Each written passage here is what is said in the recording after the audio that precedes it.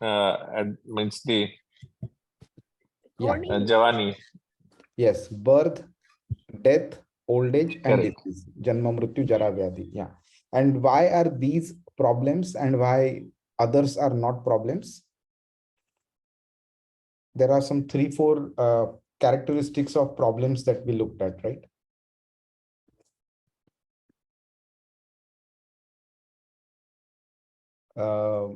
What are the characteristics of a problem? Meaning the real problem, not a relative problem.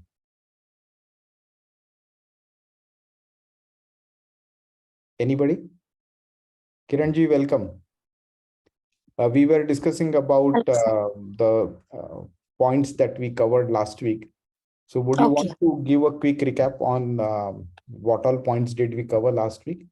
So Rohit Prabhuji talked about the real problems, and I had this question: how are they different from a relative problem? Right. So, and the real miseries of life, I think. Yeah, you have correct. So how are real problems different from relative problems? Any real problems are those that are faced by everybody. Yes. Like in general, every human being or every living being will face that. Correct. Nobody can avoid it, right? Yeah, no one can avoid it. And everybody gets it. Yes. Nobody wants it also. Yes, nice. Yes. And then we also talked about miseries. So anybody remembers what are the miseries?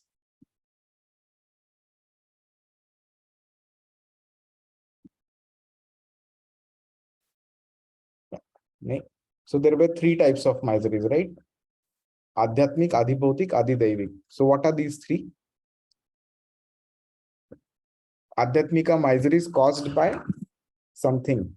What is that something?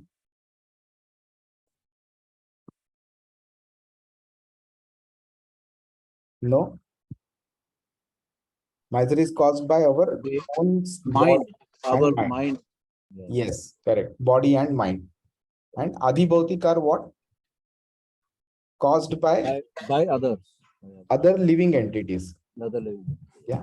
And Adhidaivik is caused by natural calamities. The natural disturbances, which we call as caused by demigods or administrative of these material affairs, right? Correct. And why do we face these problems? So we took an example of the story of a rich family and a poor family. So the child is born. One family wants this child desperately. Other family doesn't want this child, right? And from this story, we tried to understand these 3-4 different concepts of karma, reincarnation, body, soul, that way. Now today, let's extend this discussion now. Okay. So let me understand from you, what do you think? Does God exist? What do you think? And if you can tell me what is the basis for you to say God exists or doesn't exist? Yes, I believe God exists. Great. And why do you think so? Because I mean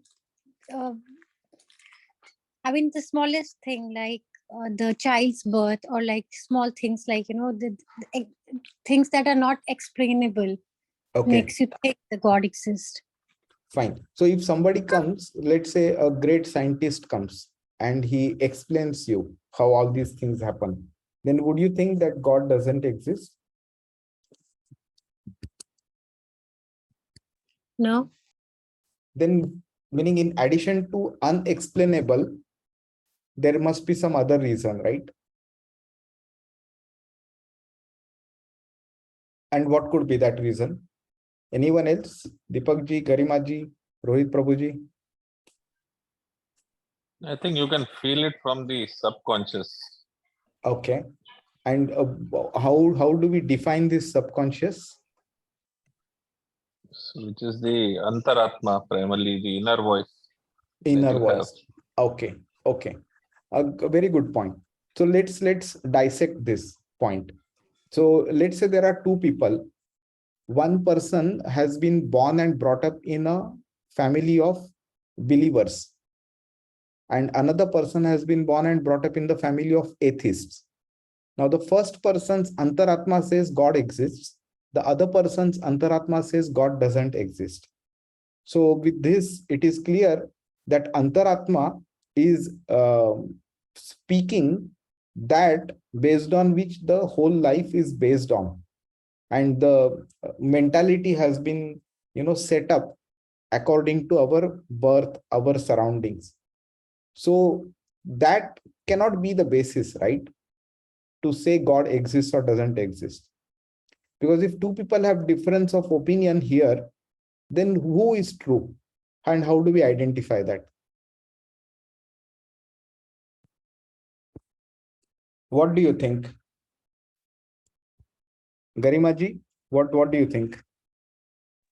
Very trivial question. So a person like me will answer like whatever you want to think, you think, but I know that God exists. Yeah. So I will not even go into the conflict of thinking it does Yeah. not exist. But yeah, very simply, I can very simply say is जब आत्मा है तो परम आत्मा है तभी आत्मा है. Very So nice. Atma cannot be without the Paramatma. If I exist, that means my mother is there. That's why I exist. So Very good. so Very the good. God is actually the supreme mother and the father. अगर वो Yeah. exist नहीं करते तो हम कहाँ होते? Excellent. Very good point.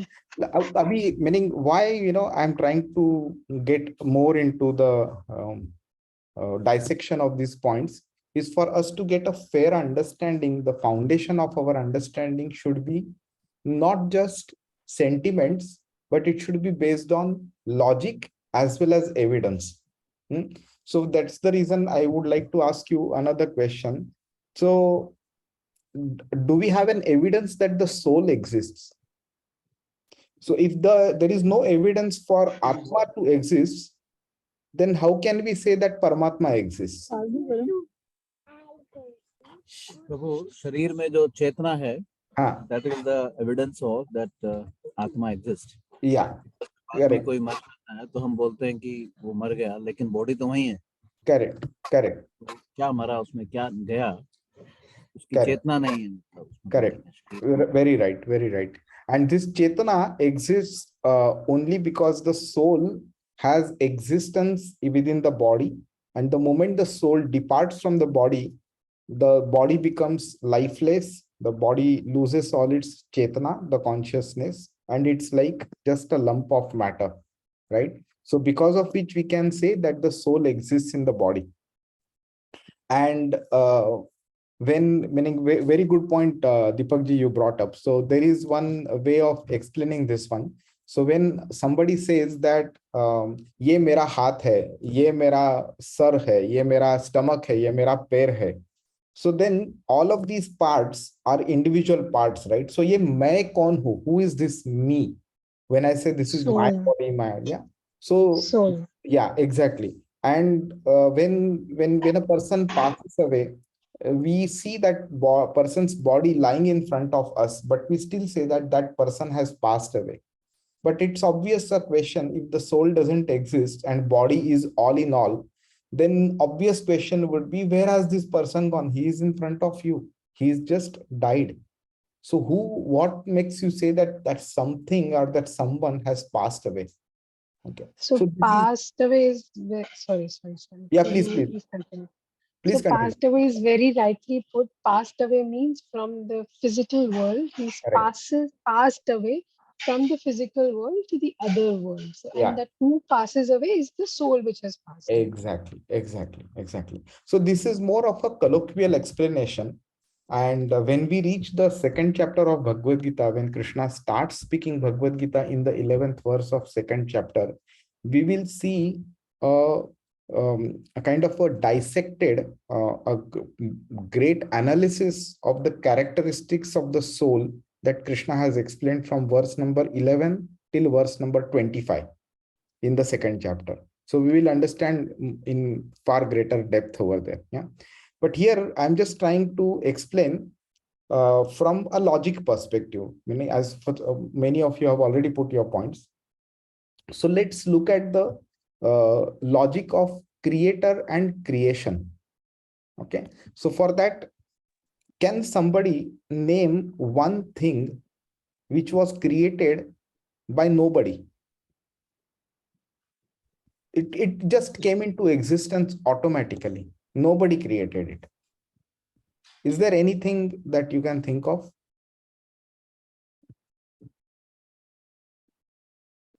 No, right? So that is because, like, let's take a car or an engine or a mobile, a computer, a building, a pen, water, refilled water bottle. Yeah, anything and everything that we see is created by somebody. It is nothing has come in existence automatically. So when it comes to the creation of this world or this universe, why do we think that it must have got created automatically? So there is a relationship between a creator and its creation.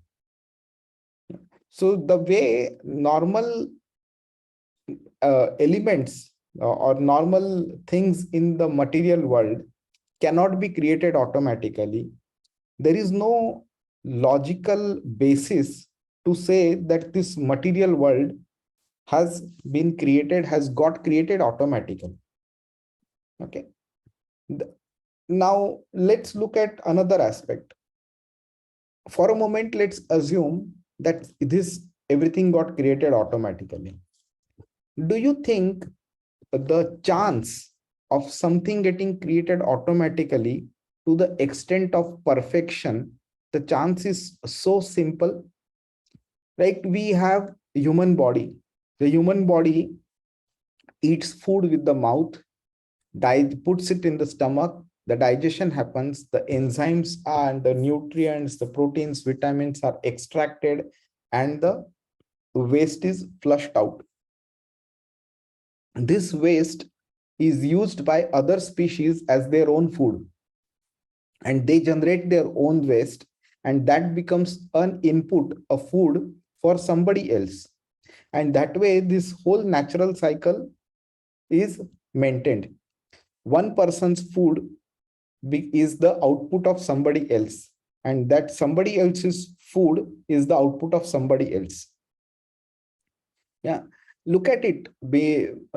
Take anything, even the moment that we move the fingers, the hand, the eyes, the coordination, the brain, the thinking process, yeah, the hearing of this one, the sound which is conducted via air, everything. Do you think that it is just by chance automatically created without any creator behind it?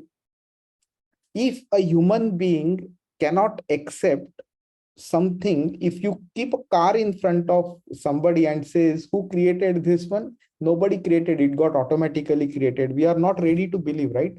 Science says that any experiment which is repeatable, yeah, in the same process, in a uniform process, can be believed, can be acceptable.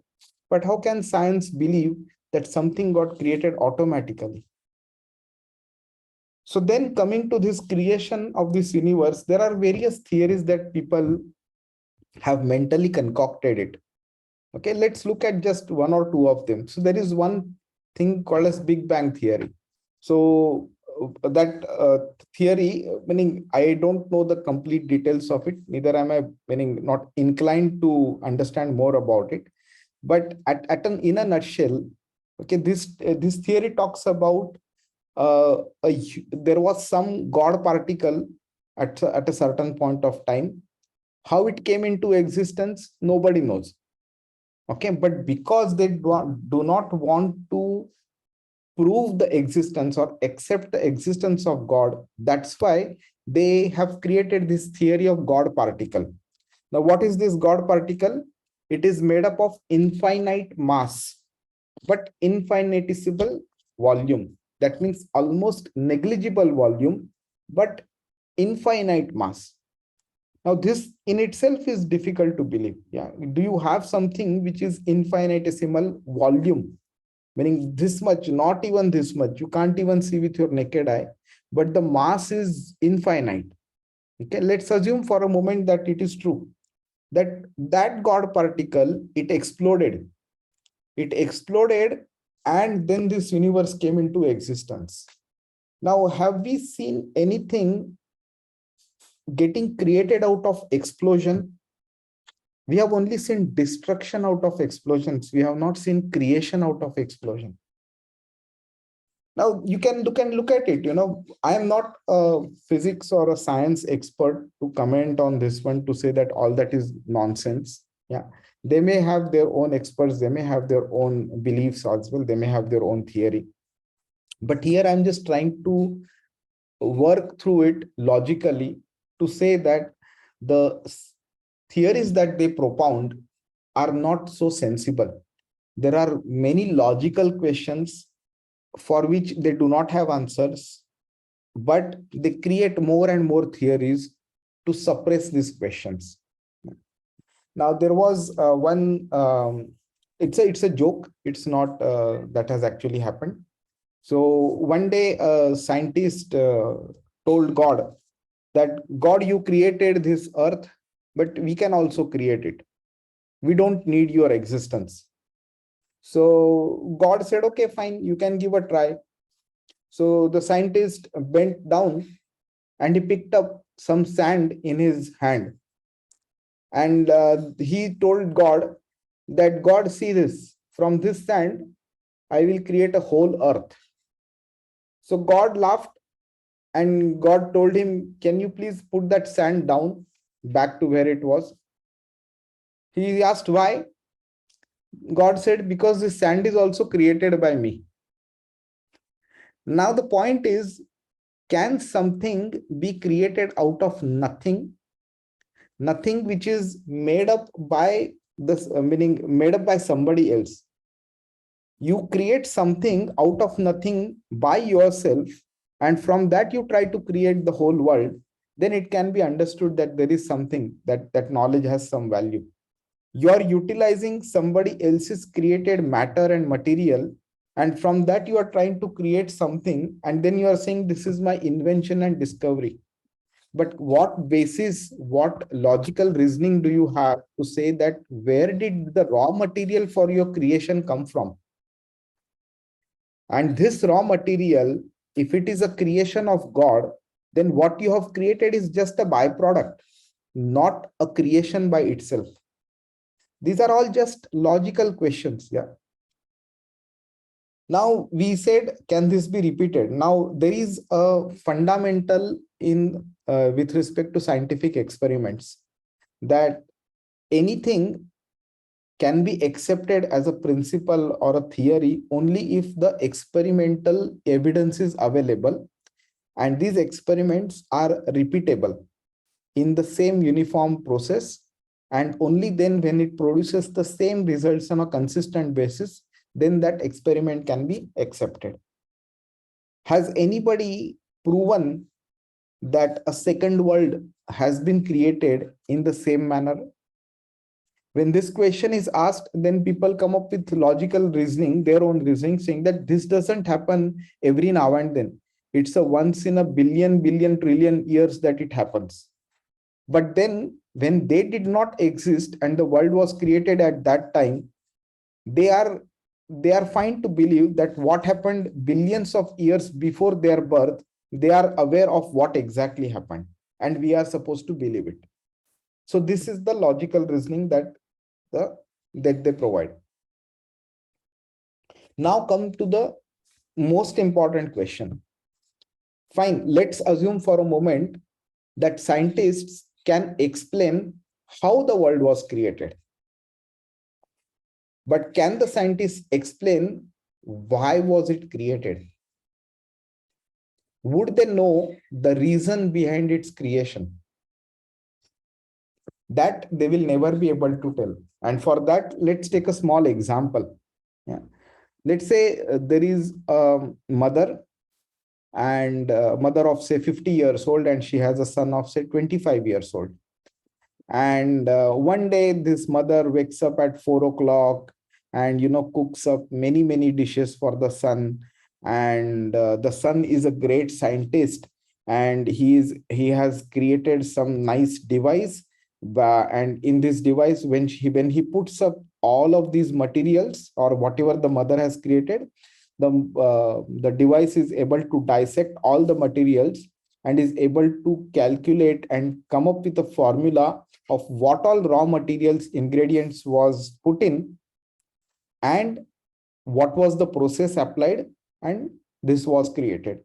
So he is able to generate the recipe of each and every food stuff that the mother had prepared, and he can even print it also. So he does that. And these 56 preparations which mother had prepared for him, he puts all of this in that machine, and he prints and he shows mother, see mother, you have used this and prepared your all these dishes in this manner. Mother says, wow, that is genius, you are great. But what he will still not know is why did the mother wake up so early, 4 o'clock, and prepare all these 56 dishes. That he will never come to know unless the mother herself tells him. For that, he has to ask the mother, mother, can you tell me why did you create this? Then the mother will tell, oh, my dear child, today is your 25th birthday, one of the happiest moments in my life. And that's why to celebrate this, I am doing this. That the son will not know by himself unless he asks the mother and the mother tells him. So similarly, the universe, the reason behind creating the universe will not be known to anyone unless the creator himself explains why it was created. And for that, we have to approach the Shastra, which I will come to later. Please feel free to interrupt me at any point of time if you have any point to add, any question, any comment. I have a question. Yes, please. See, we have multiple religion. Yeah. Okay. When we are saying everybody believes that, yeah, there is one God, there is one creator. Why everybody says that I have to only say bow down to or say worship only this God? Why not for other religion? Why not for say as a belief or just a belief that yeah, God is there, I will believe. Why only one particular? Like we believe in say Brahma, Vishnu, Mahesh. Other religion believes in some other say their own creators, right? Yeah. And there is always a superiority, inferiority, that mine is right, yours is wrong. Everything is on that. Why? So this is far a deeper question, Rohit Prabhuji. What I would suggest is, let's reach to the second chapter, or I would say mid of second chapter, and then let's take up this question. Yeah.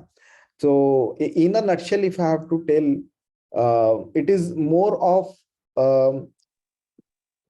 a kind of, not every medicine is applicable for each and every ailment. So this, in a nutshell, I can tell you. So even in Hindu religion also, if you see, there are various people who worship various gods. Yeah. And the same question, across religion, we don't need to go. Even within our own religion also, we can see that. And why does this happen? It is nicely explained in verse number 41, 42, 43, and 44 of second chapter. So let us read that and we will answer this. And this is one of the topics which is interesting, and people are very nice, they nicely participate in the discussion around this topic. So we will come to it, but in a nutshell, basically that it is more of a individual need. And like, for example, when you have a stomach related problem, you go to certain type of doctor. When you have skin related problem, you go to certain type of doctor. When you have heart related problem, you go to certain type of doctor. So this is the reason why different gods, or we term them as demigods, they are worshipped because of the individual beliefs in the respective gods. But if God is one, then Correct. it should be only one should be worshipped, right? Exactly. Very valid point. Definitely. That's how ideally it should be, but it is not so. And the answer is given in these 4 verses of second chapter. It is given in the second section of third chapter also. So we will come to it. We will discuss in detail about it. Okay. So any other comment by anybody? Okay, fine. So now we'll just move on. So let's assume matter was created by one Big Bang theory, a God particle explosion and all that. Even if we take that for a moment, let's assume, yes, it was true. Okay. Can somebody explain how was life created into it? Have we seen two matters coming together, let's say stone and water coming together, and it creates a life from itself? Have you seen a mountain, having a physical relationship with the ground, the earth, the mud, the sand, the stones, or the rain, or whatever it is, and life getting created from it? So to think that the explosion happened, even if you assume for a moment and believe it to be true, to think that life got created automatically out of it, the different types of species that are there present on earth, isn't that a theory that is stretched too far in terms of imagination? So this also is like a concept which is not possible for anybody to explain from a scientific experiment perspective, but it is thrusted upon us that you are supposed to believe. Then if that cannot be explained, then what explains this one? So then we will look at it that Bhagavad Gita in a summary level explains this, and Srimad Bhagavatam explains this in great detail. And we will go to it. We will discuss about this in detail. Now let's, having understood that the creation cannot exist without the creator, and let's assume we give a name to that creator. Let's say the name is God.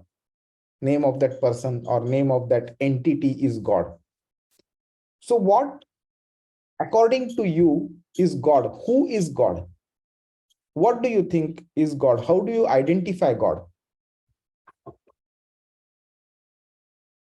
You can unmute and speak about it.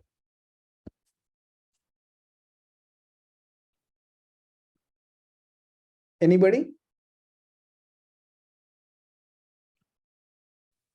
Is creator, Prabhuji, one of the...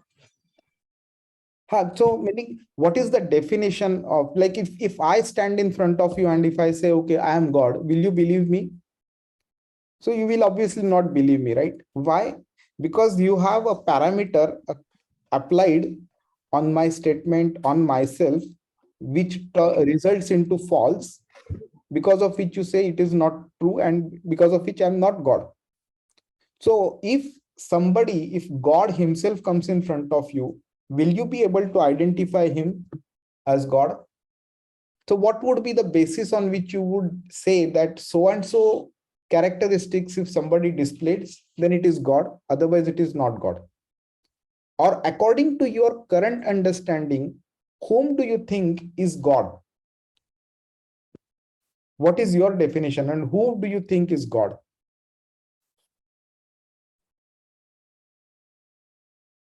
Rohit Prabhuji, Kiran Mataji? I think God is the supreme being that has no beginning, no end. Yeah. And the universal conscious is what I believe the God is. Okay. So some people say light is God. What do you think? Is it true? Yes, I believe it's true. Okay. So then the light that is there in our house as well, is that God?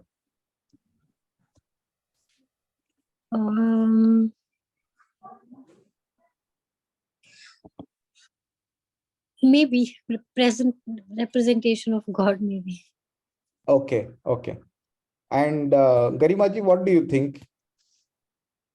Is God? It's yeah, I don't know, but it's not the right word, like we define, but someone who's omnipotent, omniscient, or omnipresent.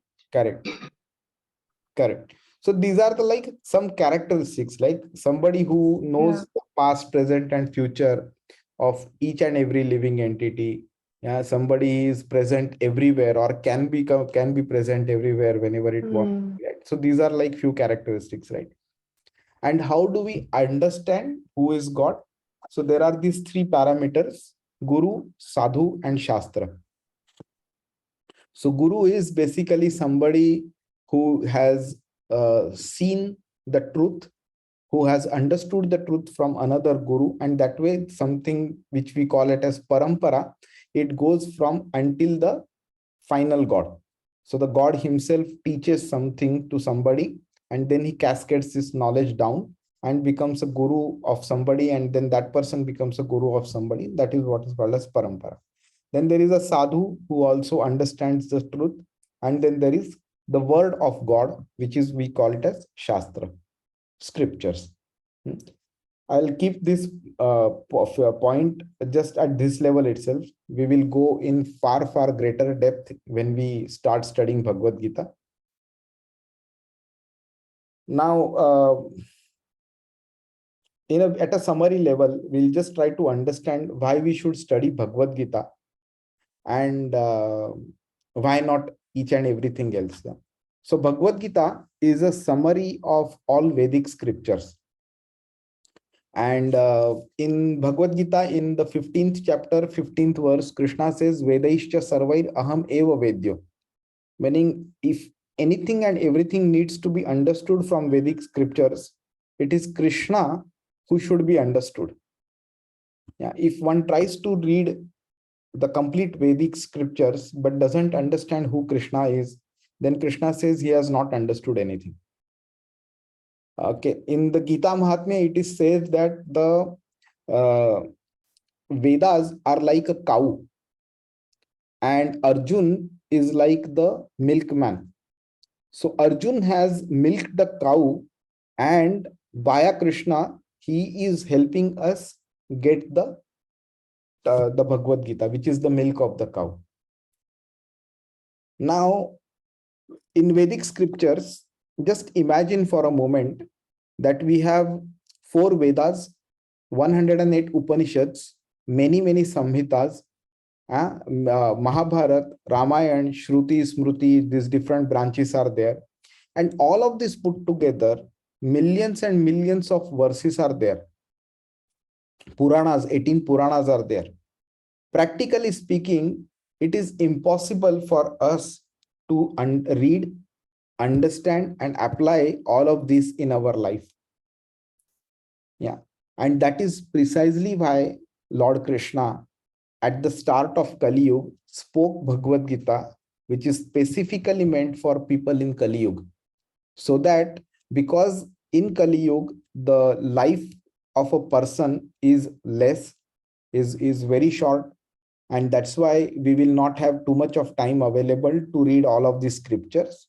That's why the concise conclusion is presented to us, so that we at least spend time to study this one. One of the objectives of studying Bhagavad Gita is to know Krishna, to know ourselves, that we are a soul, we are not a body.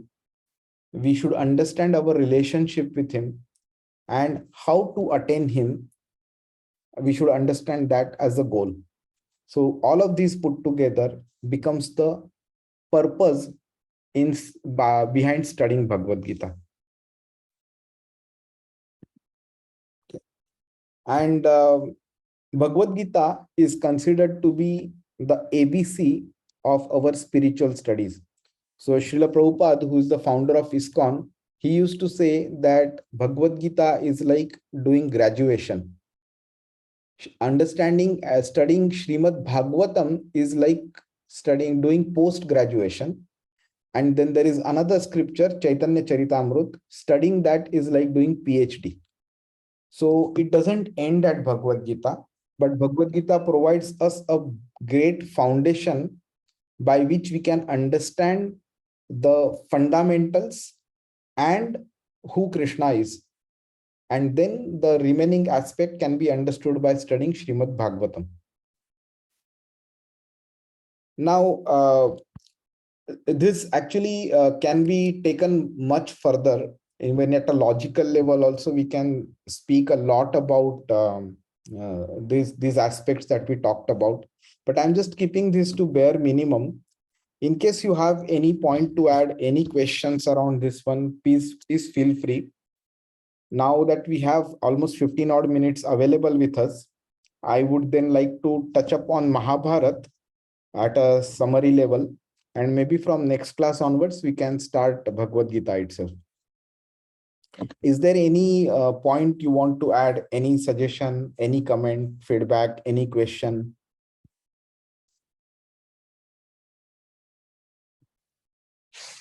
Prabhuji, creation of Srishti would be good to know how it is created, and if you have some more detail later on, right? Yeah. Prabhu, Radhapat Pankaj Prabhu had given a great lecture on this one. I have it recorded and I'm planning to upload it to YouTube also. Okay, So that would be great. Yeah, I'll share that link with you. Sure, Prabhuji. Thank you. Any question, Garima ji, Karan ji, Rohit ji, any comment to be added? Anything you think I have missed out to explain properly? No, just that when it goes to words like Sanskrit words, like in the starting we did what kind of problems are there. So if we can add on a little meaning so that we can remember, because we're not used to the same language every day in everyday speaking, so we will not remember that. It'll be like a ratoification for us, which we don't want to do. But if we know its exact meaning, then we will remember by the meaning, we'll remember the word also. And also, like, for example, that problem when you shared 4 problems. But I really have to ratify to remember those 4 problems. So if we are able to relate to the meaning, that will make us remember that as well. Perfect. Very good suggestion. Thank you so much. So I will follow that one. So when we are going to study the Bhagavad Gita verses, we will be trying to understand the meaning of each and every word of each and every verse. So with that, we will be able to understand the verse in a better manner. Yeah. But for such points also, which we have spoken about also, I'll ensure that we keep the Sanskrit word and the meaning also, together so that it's simple to understand. Thank you so much. So any other question, or I can move on to Mahabharat? No? Okay, fine. So I'm not going to explain Mahabharat as such, but it's only that we need to understand few points as to why the war happened and why was it necessary for the war to happen. And we will, based on this, we will understand certain background to the first chapter also, because the first chapter talks about the arrangement of the armies in the battlefield and the dialogue that happened between Duryodhan and Dronacharya, Sanjay describing that, and the actions of Bhishma. The dialogue happened that happened between Arjuna and Krishna, and then it comes to the point that Arjun says, I don't want to fight. To reach to that stage, whatever is necessary to understand from Mahabharata perspective, I will explain that. Yeah. So we all know that there were these 3 sons born from Ambika, Ambalika, and the maid servant. Okay. Who were Pandu, Dhritarashtra, and Vidur. So Vyasdev was called, and there is a story behind that one. I'll not go too much into details. So Vyasdev was called, and Vyasdev, Ambika went in front of him, and then Pandu was born. But Ambika was shivering when she saw the effulgence of Vyasdev, and that's why Vyasdev told her and what's her name? Satyavati. Satyavati was the in-law, the mother-in-law of Ambika Ambalika, and he told her that this son will be very weak physically. Then Ambalika was brought in front of Vyasdev, and when she came in front of Vyasdev, Ambalika could not sustain that effulgence, and she closed her eyes. And that's why Vyasdev told Satyavati that her son will be born blind. But when the maid servant came in front of Vyasdev, she was fearless, and she neither closed her eyes nor was she shivering. And then Vyasdev said he will be physically very strong, but more importantly, he will be the kind of a very, very intelligent person. And Vidur was born to her. Now, after this incident, the time came for all of them to go for their studies. And they all went, Dhritarashtra, Pandu, Vidur, all went and came back and had studied the warfare and the administration aspect properly. And when it came for choosing the time to choose the king, Pandu was the automatic choice. Dhritarashtra, Dhritarashtra was the elder one. I'm got jumbled up there. So Dhritarashtra was the elder one, but because he was blind, Vidur said that it doesn't make sense to make a blind person the king. He will never be able to lead properly. So Dhritarashtra could not get the kingdom, could not become the king, and Pandu became the king. And one day, meaning the marriages happened, and one day Pandu and Kunti Maharani was, they had, okay. So Madri was also, the Pandu in one of his wars onto the kingdom of Madra, he went to attack Madra, but the king of Madra said, why are we fighting? Let's become friends. And he gave his daughter, that is Madri, as a, I think as a wife for Pandu, either a daughter or sister, something like that. And then both these wives, that's Kunti and Madri, along with Pandu, they went to some forest and they were resting over there. And one day Pandu went for hunting, and when he heard some sound, he shot an arrow over there, and he thought it's an animal, but it turned out to be a sage. That sage cursed him that you will, if when you come close to your wife, you will also die. So they tried to avoid as much possible, but prior to that, Pandu, when he realized that he will not be able to get children, then Kunti Maharani, she had received a boon from Durvas Rishi that she can invoke any demigod and ask for any boon that she wants. So she used that mantra, and first she called Dharmaraj, that is Yamraj himself. So Yamraj came and he gave a son to her, who was Yudhishthir. Then she called Vayu, because Vayu is considered to be strong. She called Dharmaraj before because he is the most knowledgeable person. So knowledge was the purpose behind it. Then Vayu was called because Vayu is considered to be very strong. So that the son of Vayu will be very strong. And that's how Bhim was born. Then Indra was called because Indra was considered to be the one of the greatest in terms of opulence, as well as beauty, as well as skill, military warfare also. So that's how Arjun was born. And then Madri got two children, that is Nakul and Sahadev, from Ashwini Kumar.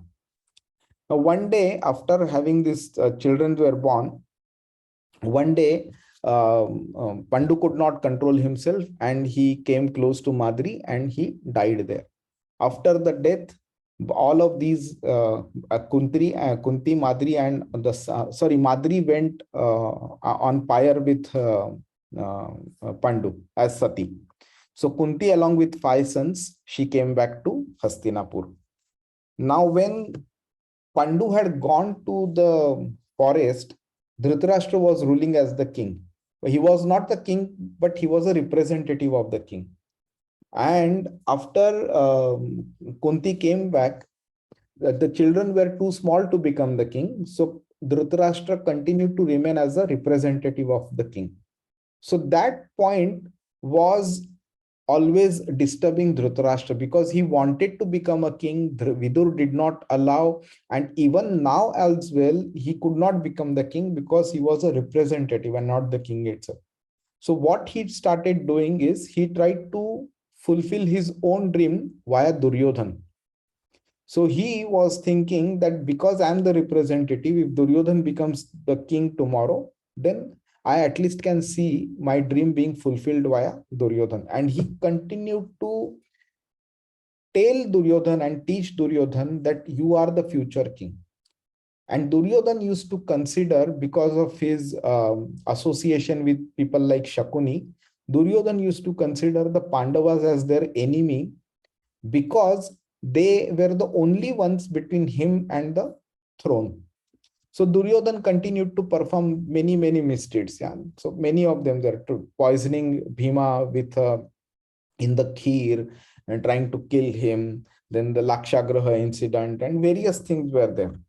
So despite all of these, the Pandavas, they did not retaliate, and neither did Kunti allow them to retaliate. They were of saintly nature.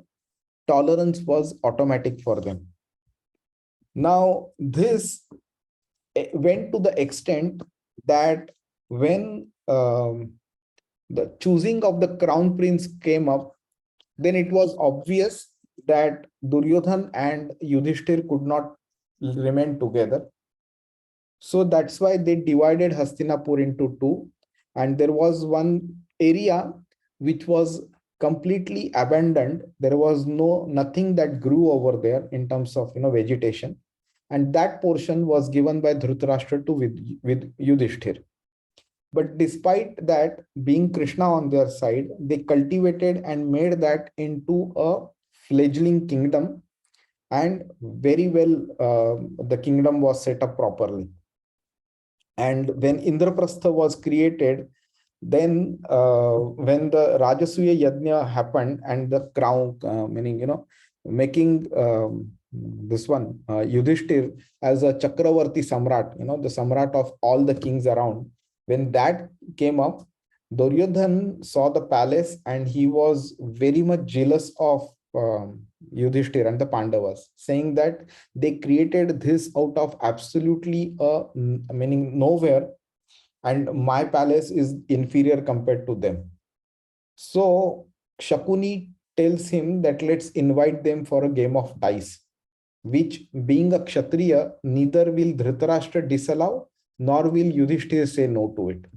So then the first dice game happened and they lose completely everything. Everything meaning including themselves, the 5 Pandavas and Draupadi. And that is where the incident of attempting to disrobe Draupadi happened. When this happened and when she becomes furious and she's about to curse Dhritarashtra, that is when he says, no, I give you back everything, whatever you have lost. So then they are back to square one where they were before the game of the first dice game. After that, Duryodhan did not stay silent. He invited them for another game of dice. And in that, he had only put up one condition, that if you lose, you will go to the forest for 12 years, and for 1 year, an unidentified stay will be there. If they are identified within this 1 year, they will have to take again 12 more years of Vanvas. Now, many incidents happened during this 12 plus 1 year, and somehow they are not identified during that 1 year. But according to Duryodhana's calculation, Duryodhana thinks that the 1 year is not completed. According to Bhishma, it is completed. Okay. And it is purposefully, it happens in this way. Had Duryodhan accepted, or had Duryodhan been convinced that the 1 year has been completed, he would have no alternative than to give back the kingdom to them. So it was created whole those things in such a manner that Duryodhan should feel that he is right, so that he goes more and more steps forward, and then the war happens. And I'll come to that point. So condition was completed according to Bhishma, Yudhishthir, and the experts during that time. But Duryodhan did not think so, and his obstinacy did not allow him to return back the kingdom to them. So war was imminent now. Now, Krishna obviously knew what's going to happen, and I'll come to that point. So Krishna attempted by himself to go for a peace, to negotiate peace with them.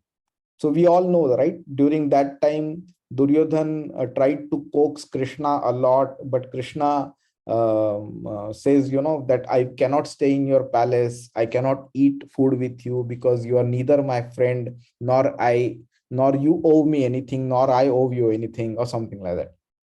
So Duryodhan became, agitated with that. The next day, when the proposal is put up by Krishna to Dhritarashtra, he does not agree. And Dhritarashtra is more of silent, and Duryodhan is the talker there. He doesn't agree. Krishna puts up another proposal for just 5 villages, and even that also is rejected. And that is when Virat Roop is displayed to the people in the Sabha at that time. And then it is confirmed that war has no alternative. Now, it is up to this level that the background to Bhagavad Gita is there. There are quite a few small snippets here and there, which we will discuss when we discuss certain verses of the first chapter, because war is the basis and the kind of, the scene, the stage based on which Bhagavad Gita has been spoken. So there are quite a few verses and incidents that are linked together, which we will need to understand so that we understand the meaning behind these verses. So when in the 46th verse of the first chapter, the last verse of the first chapter, when Sanjay says that Arjun keeps his Gandiv bow aside and has sat down on the chariot, what is the significance of keeping the Gandiv bow aside? Yeah, for us, we have some laptop in our hand and we keep it aside and we sit down, right? So what's so great? He put his bow aside and he sat down. What's so great about it? So there are certain incidents that have happened in the past. And based on that, we understand the importance of keeping the Gandiv bow aside. In the 36th verse of second chapter, Krishna says, Avacha vadamsha bahun vadishyanti tavahitaha nindantastava samarthyam tato dukkha taram nukim. He says, these people will speak very badly about you if you, not fight. They will think that you are a coward and you have run away from the battlefield. And who can understand the meaning of such inappropriate and insulting words more than you? Now, to understand this, we need to understand how Duryodhan asked the son of Shakuni, whose name was Ullu, to go and give a message to Bhima and Arjun. And what was the message? So to understand this one, to understand that verse, we need to understand that these incidents. So whenever we are discussing these verses, I will speak about these incidents so that you will be able to correlate the war, the background to the war, and the verse also. So I'll not go deeper into this one. It's at this end, I will stop here, not speak too much of Mahabharat. In case you have any question, any point to add, we can discuss about it. But just one last point I would like to talk about. Many people think that if Krishna was God, then there shouldn't have been anything impossible for him. And if nothing was impossible for him, then why did he not stop the war? This is a question that many people have. Anybody has any idea why do you think Krishna did not stop the war?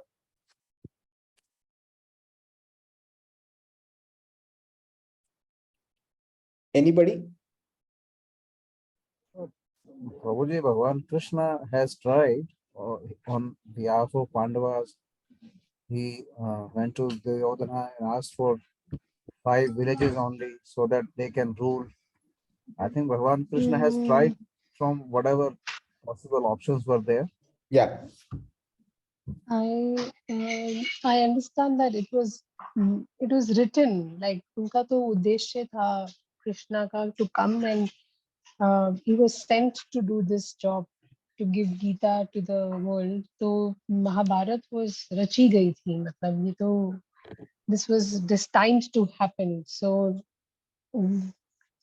it's part and parcel of the learning. और even अगर हम महाभारत के बाकी characters को देखें तो there is a lot of learnings from each character, even from the Kaurava side, which it's like in today's world also, where there is a positivity, there is a negativity. Unless you don't see the negativity, you will not learn about the positivity. So it has to exist.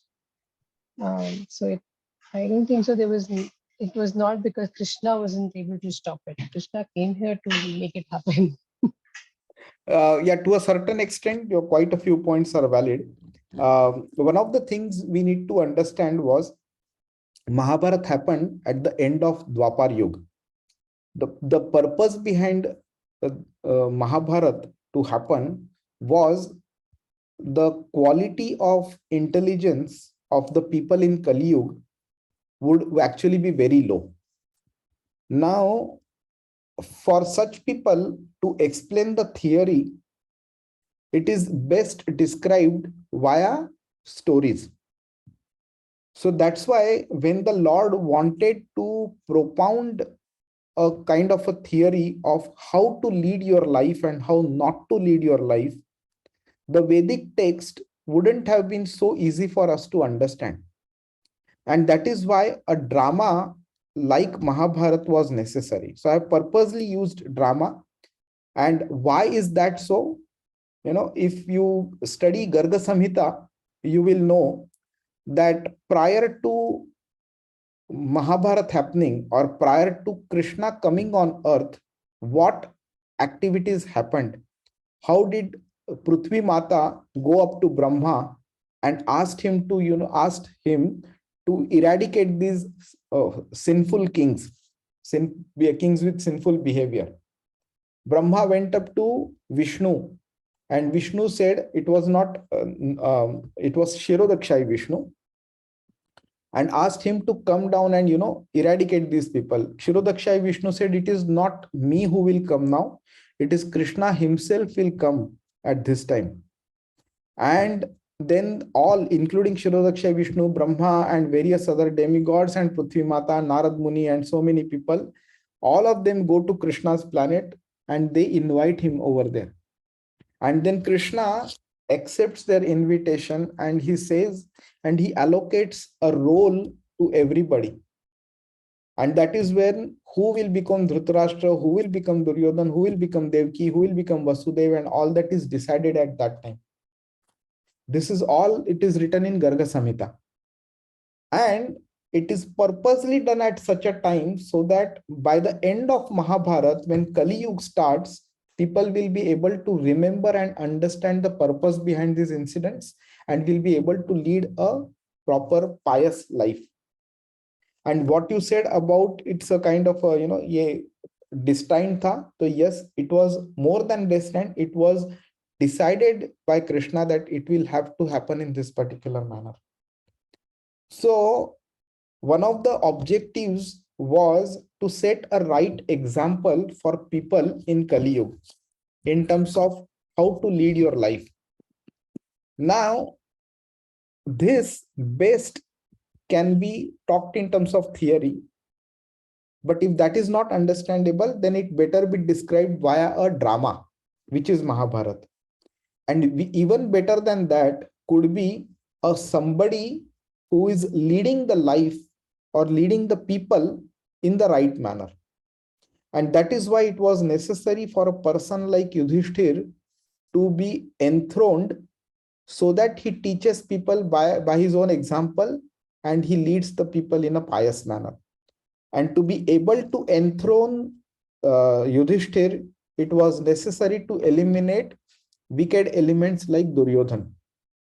And that was only possible by a full-fledged war. In a nutshell, this is the reason why Krishna did not stop the war, because the argument people come up with is, yes, he asked for 5 villages, but if he is God, nothing should be impossible for him. And then stopping the war also should not be impossible. So they tried to play a double game over there to say that if Krishna is God, he should have stopped the war. He should have disallowed killing of so many innocent lives. That means he did an incorrect thing by letting the war happen.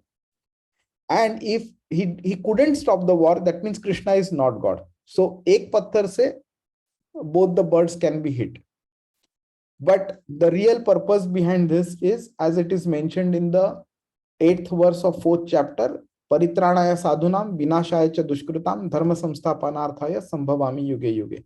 He appears in every millennium for 3 purposes: protecting the pious, annihilating the sinful people, and re-establishing the religious principles.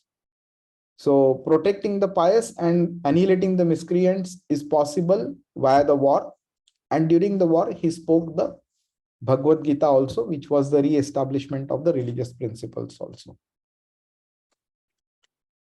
So that was about Mahabharat. And I think we are done with, we can start off with Bhagavad Gita from the next class onwards. Any comment, any question, any feedback, any suggestion from anybody? How did you find this kind of interesting, or you think bore ho raha hai? What do you think? Can I have your opinion? See, the more you get into all these things, the more depth you go into, the new perspective and the new things comes to the fore. So maybe you will have different assumptions, different mindset, different thinking of why it is happening and all. But it gets clear when the actual meaning or the actual thing is told from the right perspective. So that is what is the essence that I think we should strive towards. Yeah. And I also wanted to suggest, there is one actually series that used to come on, I think Amazon Prime or Z or some. It's called as Dharma Kshetra. Means what happens after the Mahabharata when everybody is killed, everybody dies. When they go into the Chitragupta's Darbar, what happens? How Chitragupt takes care of all their, say, sins and the good doings that they have done, and how and why they have done. So it's all, and each people is asking the other. So it's like a courtroom session that they have created. It's a very nice one, and it's a very different perspective and different logic. It makes you think. Prabhuji, I respect your opinion on this one, but meaning there is a bit of kind of anti view that I have on this one, and meaning we will speak about all of these over a period of time. But in a nutshell, I'll just highlight, when 2 glasses of milk are kept in front of us, it's by just the looks of it, it's not so simple to identify which one is mixed with sugar and which one is mixed with poison. And there is a chance that we might pick up the wrong glass also. So the same thing happens when we try to understand the scriptures via unauthorized interpretation, and people who have a commercial viewpoint when they present these serials to us. And many incidents of B.R. Chopra's Mahabharat can be spoken about, which were not presented correctly, not presented appropriately. What happened was not presented, what did not happen was presented, and whatever was presented, some of them were, misrepresented also.